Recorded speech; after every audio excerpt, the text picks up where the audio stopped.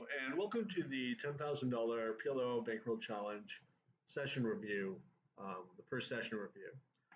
So I just marked a few hands that I want to go over. We can see my stats so far in the Bankroll Challenge. I am up a total of $7 and actually slightly ahead of EV, only 2,000 hands, so pretty statistically insignificant sample. Let's get into the hands right away. So in this hand, we pick up a decently strong hand from middle position and make an isolation raise of a loose limper. It's a pretty good hand. It's a little bit deceptive. We're going to flop the nuts on some boards where our opponents might not expect us to. And we can call a 3-bet quite profitably. So I think it's a fine raise. And we flop middle set on an extremely dry lockdown board. And I think there's a clear spot to slow play. There's no straight draws, there's no flush draws, and if our opponent does have a weak hand, raising lets him get away from it. There's another player behind us, so if we raise, he could probably would fold a hand as strong as 3-3 or King-8. So we call, and then on the turn, there's basically no money left. And in this hand, we open the button with a double-suited hand and get 3-bet. And we have a pretty clear call here. There's still a lot of money left to be bet. We've got position. We've got a hand that can hit some flops. And we flop the nuts. And here, what we could call or raise, obviously, we're not going to fold the flop nuts. You don't really expect your opponent to be hitting this flop very much after 3-betting out of the big blind. So I elected to just call to slow play. I've got also a gut shot. So if he is going to hit this flop, it's usually with something like Queen Jack 10, King Queen Jack 10, Queen Queen Jack 10, and then Queen Queen 10-10 with just like a gut shot up there. So we're blocking that a little bit. And if he was, you wouldn't expect him to c-bet this board with just aces, but if he was, you give him a chance to fire on the turn. Maybe he puts us on a weak hand like ace, jack, 10-9, something like that. That has enough to peel, but doesn't want to stack off. And so on the turn, the money goes in. And this was a heads up battle. So we open pre, we're going to be opening almost everything. If not, yeah, almost everything. And we get a pretty good flop, so we bet, face a small raise. We have to call. I don't know what the check min raise means from this particular opponent, but we have a pretty strong draw that has the possibility to dominate other draws. It's heads up. It's sort of a feisty opponent. My reads on him was that post flop, he's usually when he's betting big, he's got it.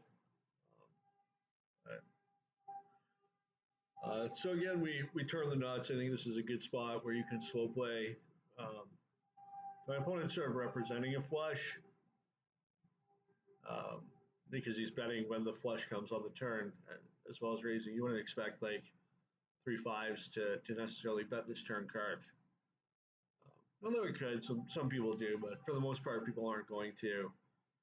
And if he does have, say, like a 10-high flush, he could easily fold to a raise, but might value bet the river for us or check call, thinking that maybe we have a set and are trying to fill up. And we still have the nuts.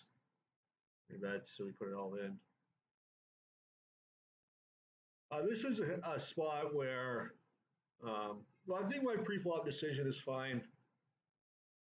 Uh, and the plan is to fold to a four bet. If you look at this guy's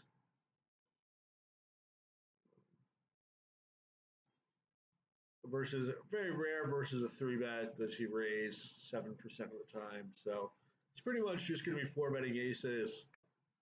And even against a tight raiser, he's not even that tight of a raiser, but he's, even against a tight range, our hand does very well. We do have one ace. It's a little bit important and great connectivity suit. So, and on the flop, we've got half pot. Um, SPR is only 1.5. So we do end up stacking off. Um, Here we're getting 3-1. But he's pretty much always going to have a 9 or pocket 5s. We'd actually be in slightly better shape against pocket 5s, but the 9 is much, much, much more common. It's tough to get away from this hand, I guess, with the SPR being what it is. On the flop, if we were a little deeper, I think it would be a pretty clear fold. I think you could still maybe get away from it. He's not going to bluff raise. I guess he could raise 6, 7, 8.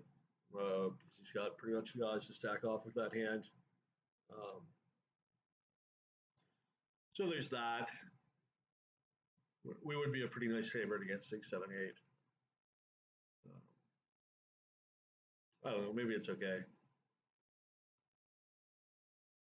So this hand, we flat from the small blind, which I think is the right play, even though big blind is never going to raise for us. It's more attractive flat when you have a squeeze happy big blind, but I think it's fine, even with the players never going to re-raise in the big blind because we have such weak aces. We're going to be out of position, and our loose aggressive, tight aggressive, loose aggressive, borderline player is really going to exploit the fact that we're very likely to have aces. So I think on the flop we could actually get away with a check fold. We're out of position. We've only got 2 nut outs. This is sort of a flop that cutoff raiser connects well with. There's 2 high cards. A lot of the time, we're not going to be in good shape, and we're going to get barreled off of our hand a lot of the time.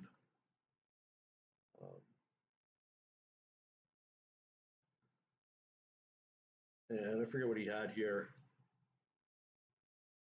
Well, likely he had a boat or at least 3 of a kind. So,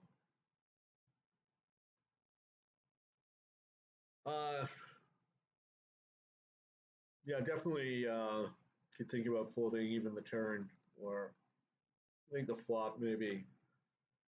Our hand's under wrapped, and a lot of the time we will have substantial equity. We have the dry ace blocker.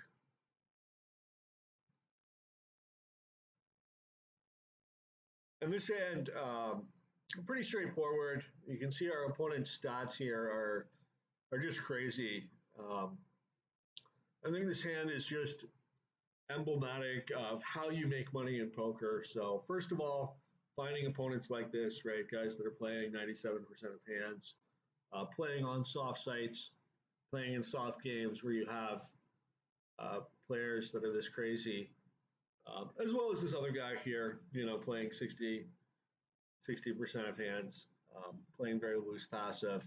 So that's how you profit when you have opponents who are making mistakes. Well, the guy who's playing 97-62 is making a lot of mistakes. He's making a mistake practically every hand. And he's raising on a very weak hand. We're re-raising on a much stronger hand. You can see we're a 2-1 favorite. And then we're a virtual walk on the flop, and he's stacking off for no reason with a weak hand. So just that's how you make money in poker right there. That's how you get really big edges. I'd say you get an 80% edge. Um, and this hand, uh, so I go ahead and make an ISO raise. I don't have the strongest hand in the world. The kings, I'd much rather have some. I'd rather have like I've got the ace king of spades, but you don't want to have ace king of spades. You want to have like ace three of spades or the king of hearts, so that somebody else can get coolered into making the king eye flush. But it's still an okay hand. This guy's limping 51, playing 51-0, so probably positionally unaware. Could easily be limping 51% of hands from running the gun as well as from middle position. He just sees the hand he thinks is okay and goes with it. We got in the small blind, very um, loose player in the big blind as well. So these guys going to be giving us action with a lot worse hands. And then on the flop, I use a very small sizing here. So there's no draws, total lockdown board. I think it's good to take stabs at pots, heads up three-way pots when you have marginal white hands like top pair, top kicker. Good for your image. You can make money because you can take down the pot. And if you get raised, it's no big deal. You just fold. And the turn pretty good. And the river, I think it's a pretty clear value bet. You do want to go for thin value. Um, you want to be careful about checking too often when you're likely best. So that's another way you can really profit in loose games. In this last hand,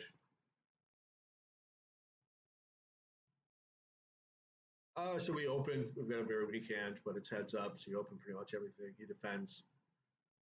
Um, Marginal hand as well, and flop top and bottom. And bet. He check raises. And I don't think we can really get away from this hand. There's so many draws. It's a very draw heavy. Um, and it doesn't really make sense for him to have a strong hand on the two. So we stack off, which I think is fine. So I just want to do a quick session review video. Hope you enjoyed it, and I'll do a few more in the coming weeks with a little more in-depth analysis and some simulators usage. Thanks for tuning in. Please subscribe to my YouTube channel if you haven't already, if you're interested in pot limit Omaha content. Yeah, thanks for tuning in.